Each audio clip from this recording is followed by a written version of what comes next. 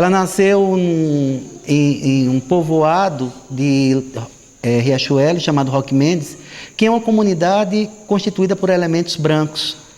É um pequeno povoado de brancos, contornados dentro da Cotinguiba para uma região altamente ocupada por negros. Como ela era branca dos olhos azuis, ela até ignorada, porque ela sofreu, porque ela tinha que ser de candomblé.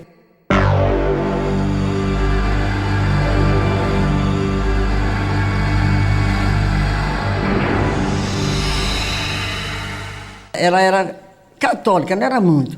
Depois foi para a igreja dos crentes. Se batizou. Tem um batizado, caminha, mas depois se batiza. Ela se batizou. Batizou, mas pegou uma entidade chamada Pai João. Era um espírito branco, não sei. Uma vez que essa entidade já estava baixando nela constantemente, que era um nagô chamado Pai João, uma espécie de preto velho, um pai da costa. Aos 20 anos, ela na igreja, mas já pegava esses desmaios, que os pastores não conseguiam curar ela. E ela tinha esse desmaio na igreja desmaiava, tinha crise nervosa e na época ninguém não sabia o que. E dentro da igreja bateram nela, ela também bateu em gente, mordeu gente, puxou o cabelo. Ela vai entrar em transe com a entidade e a entidade vai inclusive esfaqueá-la. Aí quando ela chegou em casa foi quando ela se esfaqueou, uma faquinha numa trempe. Ela na verdade perde o marido, praticamente agora sozinha, a família é muito pobre, muito humilde aqui. Não ficou com marido nenhum, porque os santos não aceitavam ela com marido. Ela vai encontrar, os familiares vão procurar uma pessoa que já trabalhava com Toré, que era seu Júlio Missão, e seu Júlio Missão disse que não vai poder resolver esse processo dela, que era uma coisa muito mais forte e que não estaria ligado ao Toré. Antes de Mãe Nanã, dentro de Aracaju, o que ouvia-se falar dentro da religião era-se o culto dos torés, que é uma coisa mais próxima aos cultos indígenas, uma coisa ainda não totalmente aperfeiçoada. E aí, seu Júlio Missão leva Dona Nanã para a Bahia, ainda no século XIX. E ela resolve se recolher com sua irmã, Preta, e um amigo da família, o Wilson, que era do Oxóssi. O Zeca do Pará veio e recolheu ela e mais dois e preparou. Inclusive é o Oxóssi dele quem vai passar o Oiê, o cargo também chamado de Decá, onde ela consegue o grau de senhoridade para começar a transformar o toré dela em um verdadeiro candomblé.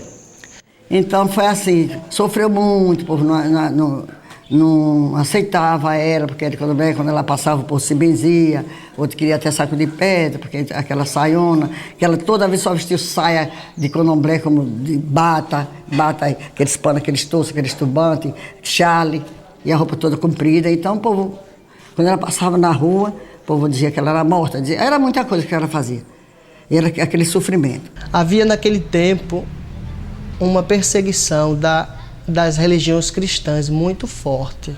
E quando ela estava fazendo o candomblé dela, sempre alguém dizia, a polícia está vindo aí.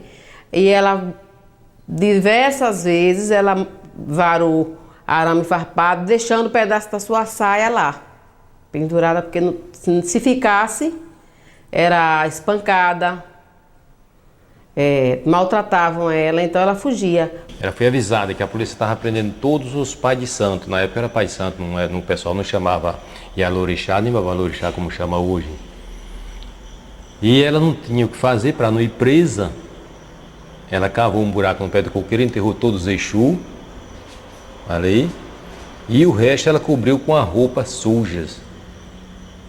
Quando a polícia chegou, elas podem entrar, não estou fazendo trabalho nenhum. Aqui não existe nenhum trabalho.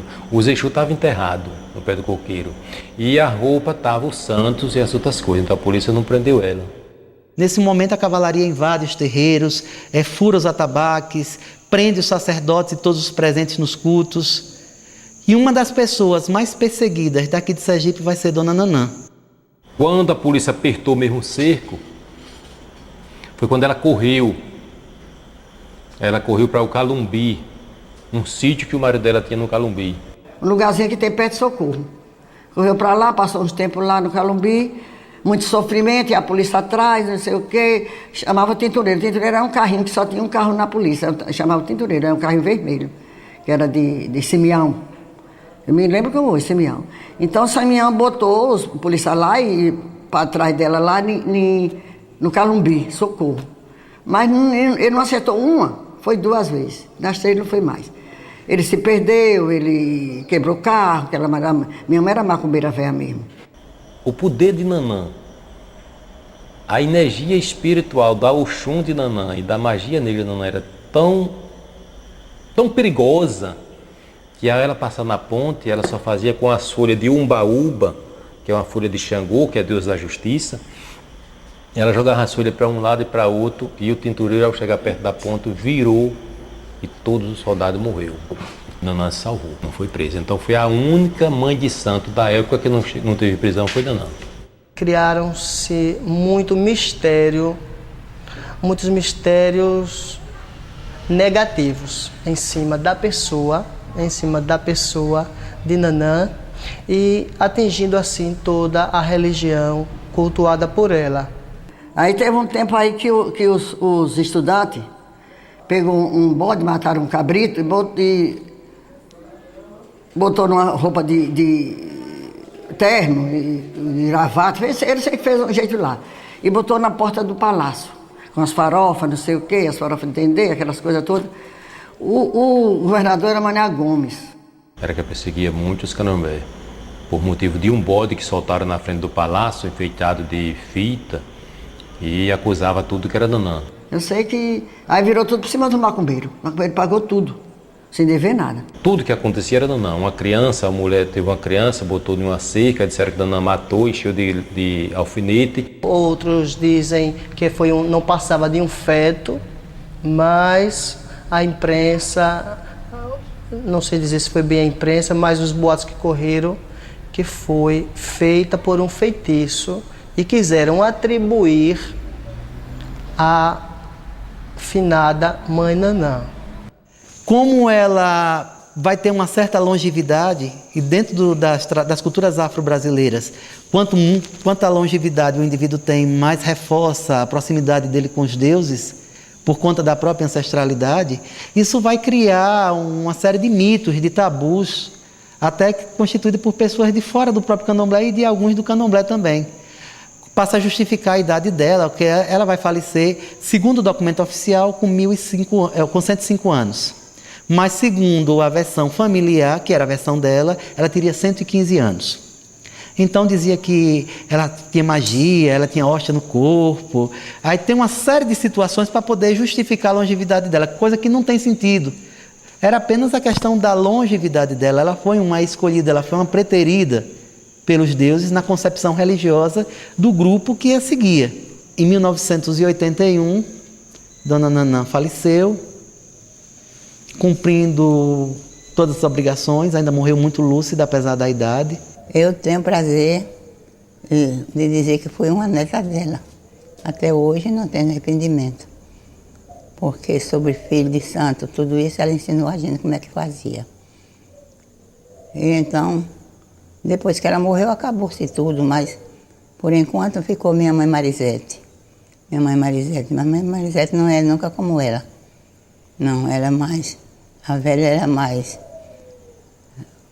digna, mais assim, de saber trazer a gente no bem também. Ela é muito boa também, Marisete, mas não é como a velha não. Ela terminou fazendo muito, porque foi muito para uma mulher pobre,